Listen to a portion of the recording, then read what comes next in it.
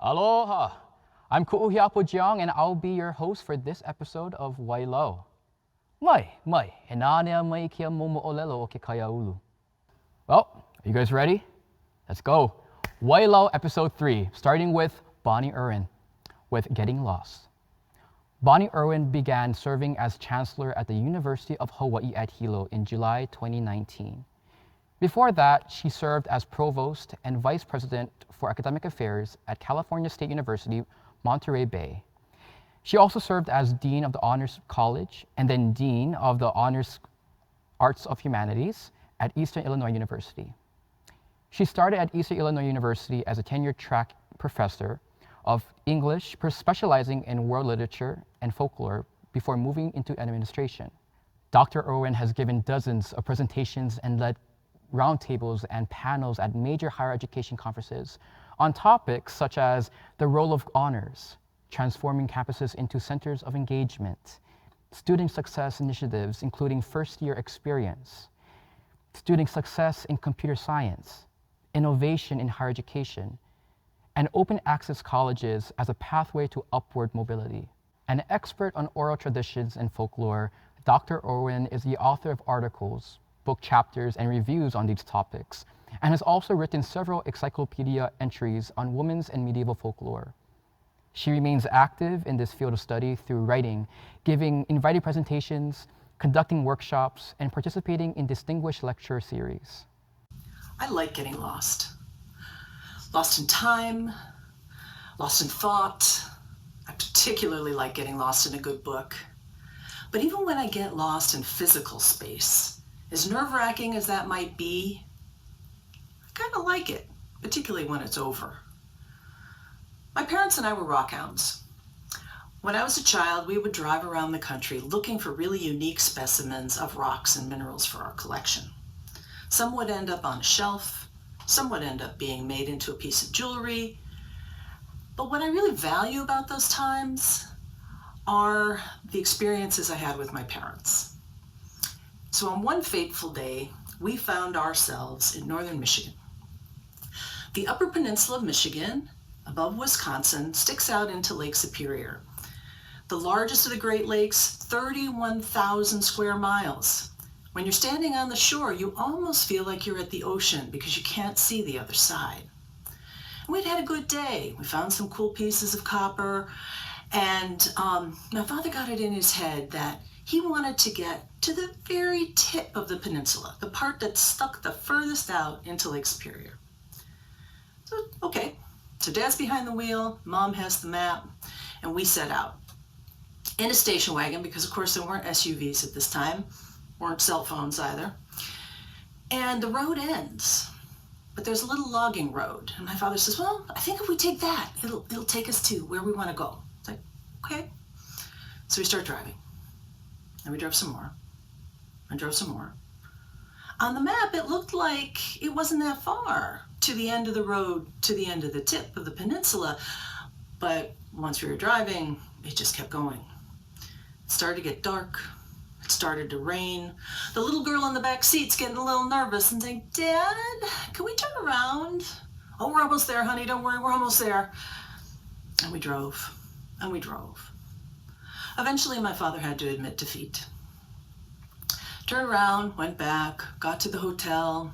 It was a lovely time.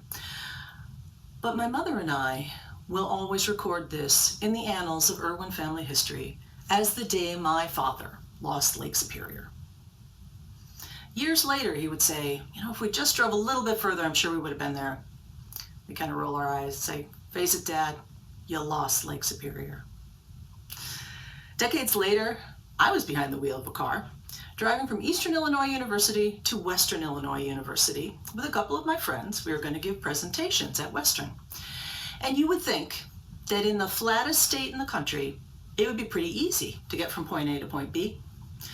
But in Illinois, all roads lead to Chicago. And so if you're trying to go across the state, not as easy as you might think. You might be on the freeway for a while, but then you got to get off, little road here, little road there.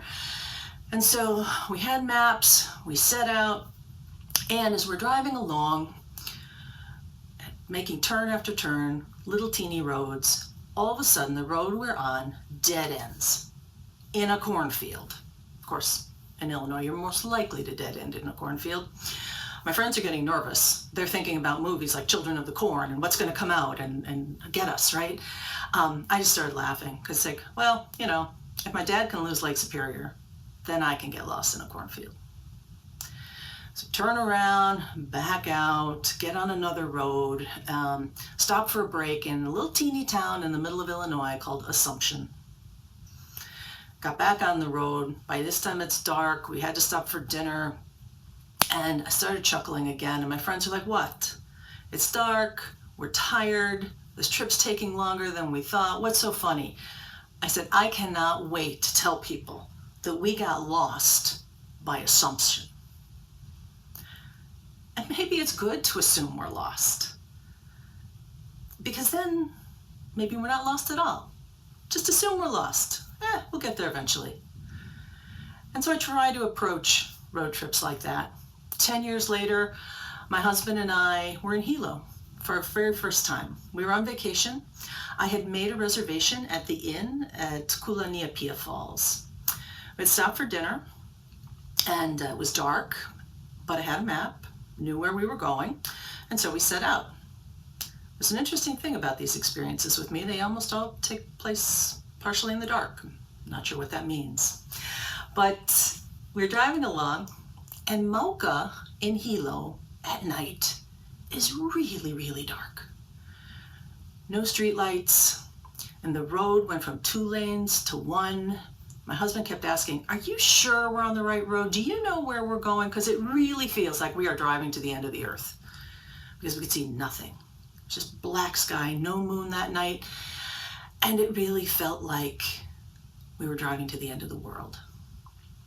Eventually there would be a little sign, in, this way. It's like, see, told you, we're on the right road. And then it would get dark again, and we would drive and drive. It probably wasn't very long in the end, but it seemed really long that night. We got to the inn, it was lovely, the falls were great, but what we remember about that trip is that feeling we had in the car that we were just driving to the end of the earth. Getting lost can be stressful. It can be embarrassing. It can make us late for things, but it's also an experience. If I can get a good story out of it, it's been worth it. And quality time with family and friends makes it all worthwhile. So yeah, I like getting lost.